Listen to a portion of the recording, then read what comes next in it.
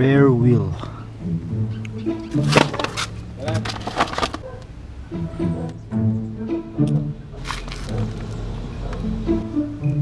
Front wheel.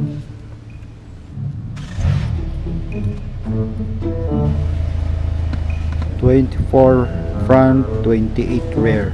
No. 31. Let's make it 31. 28.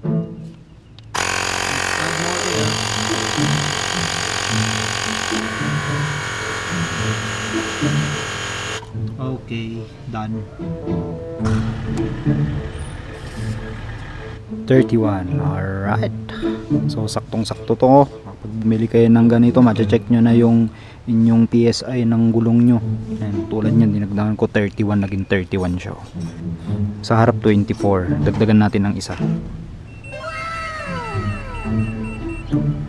Gawin natin 26. Alright. Ayan, 26 na.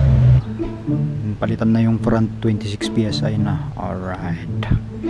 Yun, check nyo na lang sa Shopee kung saan ko nabili. Lagay ko na lang yung link dyan sa, sa comment section. Check nyo na rin kung saan ko nabili tong inflator. Wala ka nang problemahin sa long ride. Thumbs up tayo dyan, pare. Ayun guys, may kasama pala tong clamp, no. Pero sa akin dito ko nilagay sa may bandang CP holder ko. Since may ganito naman ako, so hindi ko na kailangan to, no. Pero kung kayo, wala kayong paglagyan, kailangan nyo to. Kasama na siya sa package. Right. Palupit.